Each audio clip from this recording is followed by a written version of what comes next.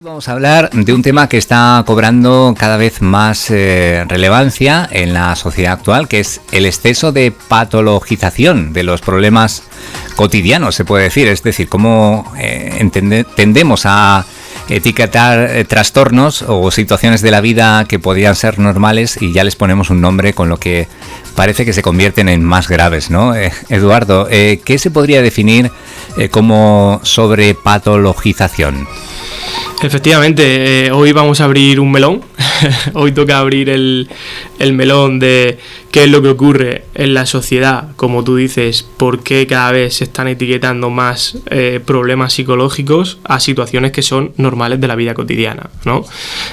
Yo me he dado cuenta de esto, sobre todo en mi consulta, porque al final, para que la gente lo entienda, patologizar significa considerar o tratar algo que no es una enfermedad como si lo fuera, ¿vale?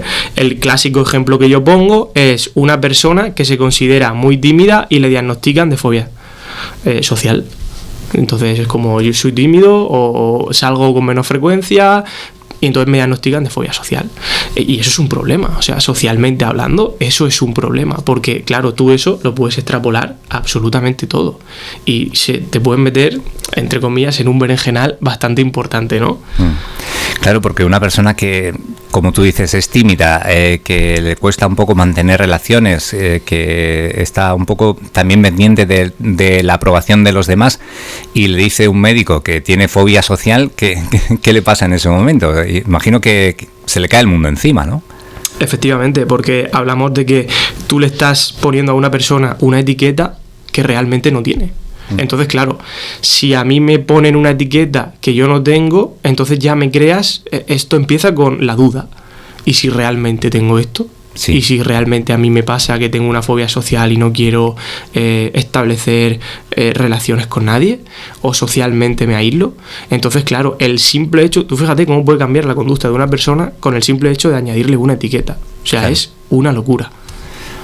Sería como decir, bueno, esto no me lo puedo quitar de encima, ¿no? De ninguna manera, no puedo hacer nada para salir de ahí. Efectivamente, y más cuando lo aplicas al campo de la salud mental, ¿no? Porque, claro, en la salud mental es un campo tan amplio que hablamos de etiquetar emociones, etiquetar comportamientos y etiquetar cualquier tipo de problema normal como psicológico.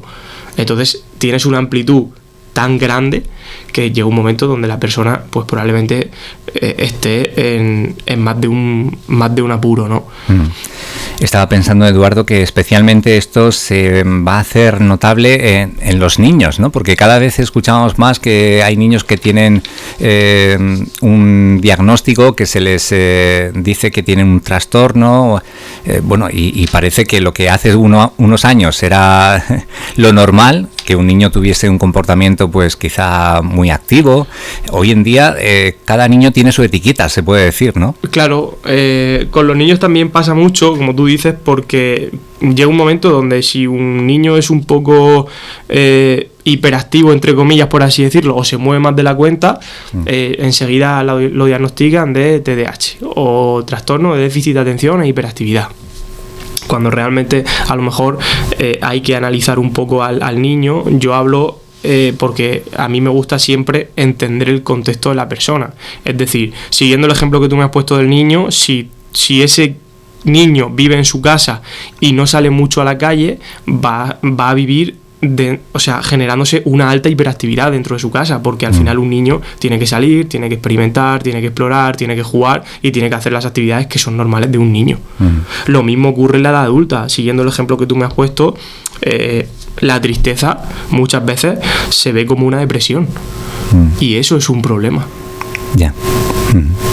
En este caso de los niños, y además se junta con unos padres que están ofreciendo un exceso de protección, ahí tenemos un problema añadido, ¿no? Se puede decir. Sí, eso ya tiene que ver sobre todo un poco con el apego.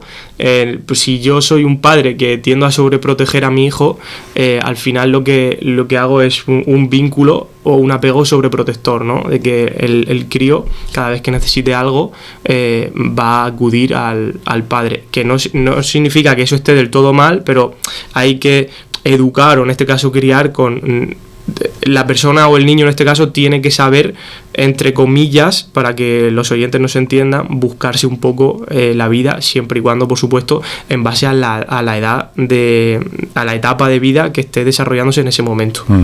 De eso se trata crecer también, ¿no? Evidentemente.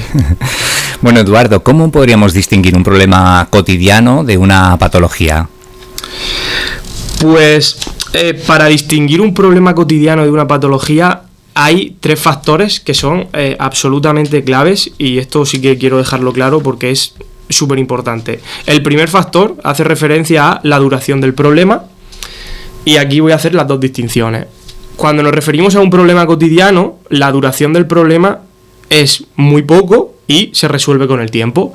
Por ejemplo, tengo mañana una mudanza, o tengo que hacer un examen, o tengo que hablar en público. Ahí hablamos de que el tiempo es cortito, entre comillas, dependiendo de lo que dure cada cosa, pero es algo que sabes que tiene un principio y un final. Si nos referimos, por ejemplo, a la patología, hablaríamos de que en el tiempo la duración es mucho más persistente y duran todavía más. Ejemplo, para que los oyentes lo entiendan. Si una persona tiene una depresión, implica que se siente triste la mayor parte del día, casi todos los días, durante al menos 2 semanas. Y esto es un diagnóstico que está sacado obviamente de un manual de diagnóstico, es un síntoma. Y claro, que una persona se sienta triste porque está atravesando un proceso de duelo, o porque ha suspendido un examen, o porque le ha dejado su pareja, obviamente no pasa absolutamente nada. Ahora bien, si tú esa tristeza llevas sintiéndote así 2, 3, 4 meses, obviamente tenemos que empezar a replantearnos la situación y pedir ayuda, ¿vale? Y otro valor sería la intensidad, ¿no?, de lo que sentimos. Efectivamente. Cuando hablamos de intensidad de los síntomas, nos referimos, aplicado a problemas cotidianos, que los síntomas, en cuanto a intensidad, son mucho más manejables y no interfieren en la vida diaria, ¿vale? Yo quiero que el oyente se quede con la palabra interferir en la vida diaria. ¿Por qué? Porque cuando yo, por ejemplo, siguiendo lo que te he comentado antes de un examen o hablar en público, a mí no me repercute para nada que yo ese día, aunque tenga un examen, deje de ir, por ejemplo, a entrenar, o deje de ir a hacer la compra, o deje de hacer cualquier otra actividad, porque no me repercute en mi vida diaria. Ahora bien, cuando hablamos de intensidad dentro de una patología, sí que es verdad que hablamos de una severidad y que esos síntomas son debilitantes porque interfieren en la capacidad para funcionar en mi día a día. Es decir, que una persona, por ejemplo, tenga un trastorno de ansiedad generalizada, significa que sí, evidentemente, me repercute a la hora de ir a comprar, a la hora de hacer un examen, a la hora de establecer relaciones sociales, lo que sea. Ahí sí que estamos hablando de una patología. Nos impide llevar una vida normal, ¿no? Efectivamente, esa es la diferencia fundamental. ¿Puede tener un impacto negativo este exceso de darle importancia a esas cuestiones de la vida diaria, a ese exceso de patologización? Cuando hablamos de impacto negativo, obviamente, cuando nos referimos a problemas cotidianos, no es que afecte gravemente a la salud o a las diferentes áreas de la vida cotidiana, ¿no? Porque es lo que te he comentado antes, que yo tenga, por ejemplo, un mal día en el trabajo no me impide cumplir con mis responsabilidades básicas. Eso es algo que es absolutamente normal, ¿vale? Ahora bien, vuelvo a hacer el inciso. Cuando hablamos de una patología, como por ejemplo un trastorno de ansiedad generalizada o una depresión mayor, evidentemente eso sí tiene un impacto negativo. ¿Y cómo lo sé? Porque, por ejemplo, una persona que padece de una depresión mayor no puede cumplir ciertos requisitos, como por ejemplo sufre una incapacidad a la hora de trabajar o cuidar de sí misma o de otras personas. Y eso es algo que trabajando en clínica tú lo detectas.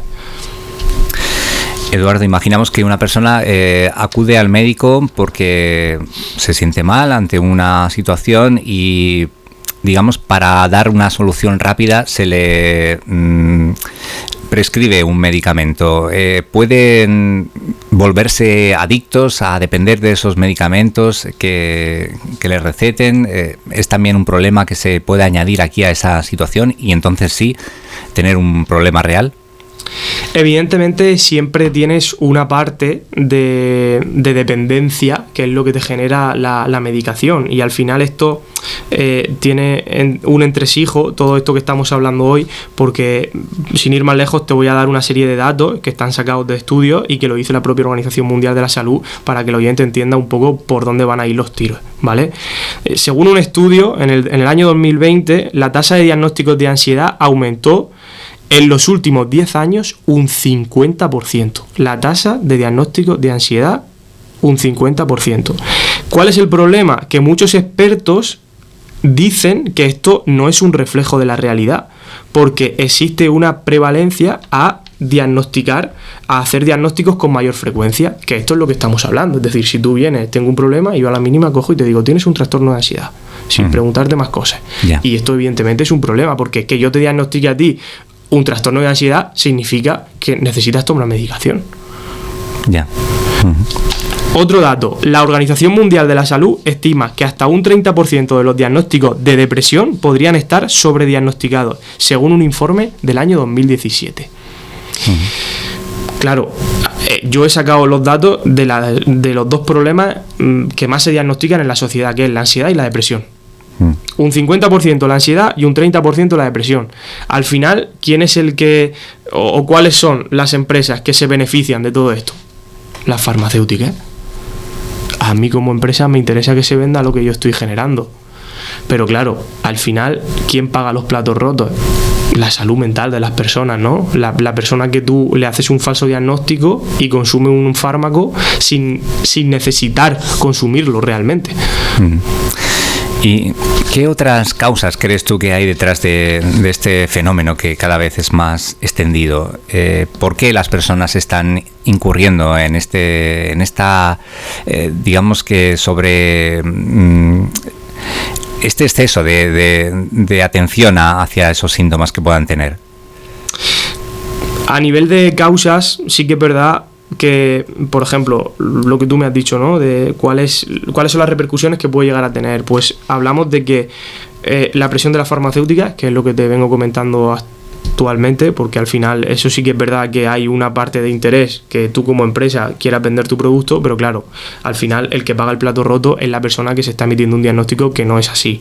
Y por supuesto existe, gracias a Dios, a día de hoy un mayor conocimiento y sensibilidad sobre el tema de la salud mental, lo cual evidentemente es de agradecer, pero esto puede jugar un papel contradictorio, ¿no? Pues juega un papel contradictorio precisamente porque cuanto más conocimiento creo que tengo sobre algo, me puede jugar en mi contra en el sentido de poder creer que yo tengo un diagnóstico. Esto me ha pasado, por ejemplo, con algunos pacientes que vienen a mi consulta y me dicen que se sientan, se pueden hablar, me cuentan la sintomatología y empiezan, es que yo creo que tengo un trastorno de ansiedad, o me enseñan un informe, mira, este informe me lo hice hace 2 años y el psiquiatra o el médico me dijo que tenía un trastorno de depresión mayor o una distimia, etcétera, ¿no?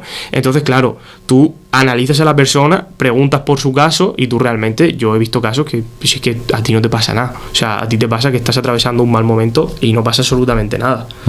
Y por supuestísimo, Jesús, el último inciso que te hago son los medios de comunicación, que esto, radios, teles, periódicos, que evidentemente hay muchos medios que desinforman porque no conocen realmente cómo funciona la salud mental o cómo funcionan los problemas y las patologías.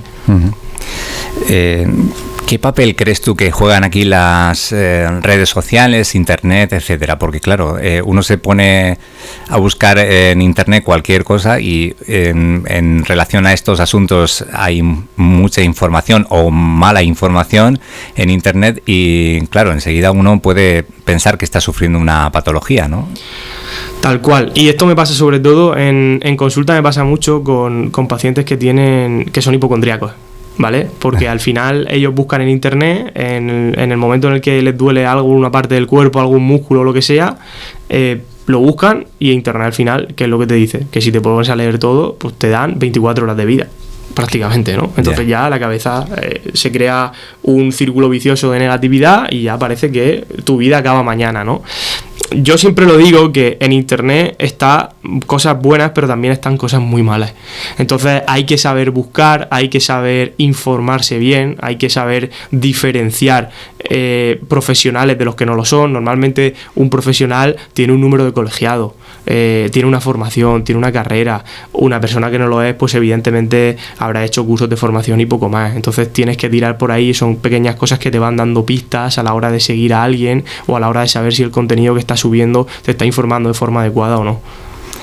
También nos quieren vender muchas cosas, ¿no? Desde cursos, talleres, no sé, retiros, y puede hacernos caer en quizá lados oscuros, ¿no? Porque hay también mucha gente que se aprovecha de eso, ¿no? Sí, totalmente, porque además eso es lo que yo llamo en mi mundo. Para mí, yo lo tengo catalogado como vendehumo, porque al final llega un punto donde te están vendiendo una solución rápida, efectiva y que dura poco, y eso no existe en terapia. Eso no existe, y es una de las cosas que le digo a mis pacientes siempre en la primera sesión. Digo, si vosotros venís aquí con prisas o con la intención de querer quitar el problema de forma rápida, aquí no es. Porque un proceso psicológico es una terapia que necesita un tiempo. Y un tiempo no es que lo ponga yo, es que lo pone la persona, lo pone el paciente. Es decir, tengo que asimilar, tengo que aceptar un proceso psicológico, asimilar ciertos problemas, saber enfrentarme a ellos, ganar más confianza, y eso evidentemente no pasa de la noche a la mañana. Y no existe ninguna formación ni ningún curso que haciéndolo te vaya a cambiar la vida de un día para otro. O sea, las soluciones rápidas, por lo menos en mi mundo, no existen.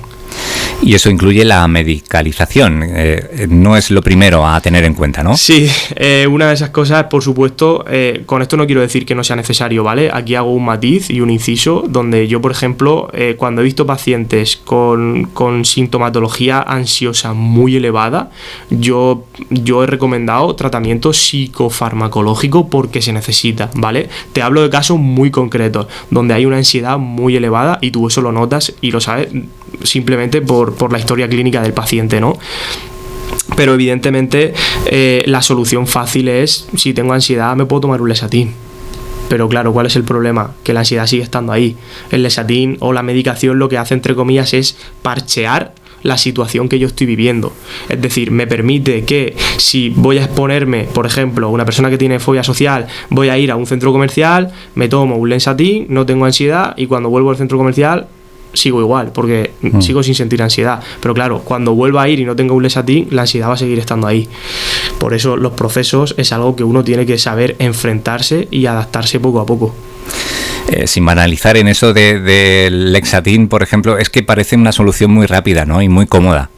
Y realmente lo es, o sea, es que es así. Al final es la solución cómoda, fácil y sencilla. Por eso la gran mayoría de gente recurre a ella. El camino difícil, obviamente, es poder enfrentarte a ciertas situaciones e ir avanzando poco a poco sin necesidad de tirar de medicación. Que te vuelvo a hacer un inciso. Al principio, en ciertos casos, sí que es necesario esa farmacología, ¿vale? Porque ayuda al paciente a avanzar, sobre todo en etapas tempranas de la terapia. Luego, conforme se va avanzando, obviamente con ayuda y con requerimientos también del médico, se va disminuyendo la dosis, sí, hasta que al final desaparece y tú eres capaz de enfrentarte a tu problema sin consumir ningún tipo de medicación. Eso sería lo ideal.